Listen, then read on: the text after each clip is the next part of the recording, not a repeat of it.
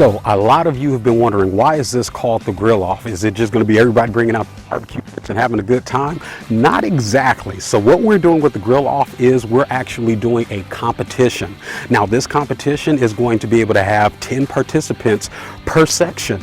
And if you're interested in being a part of this, I need you to contact me ASAP because these spots are going very fast. But let me tell you the categories of competition that we're having. We're having competition for spare ribs, for beef ribs, as well as for chicken thighs. Then we have barbecue beans, as well as potato salad. And then you got to have a competition for some banana pudding. So I am really excited to see who is going to want to join. Now, this is for Devonshire residents only. So if you are a person that has those in-home skills of throwing down when it comes down to the holidays, I want you to go ahead and be part of this competition.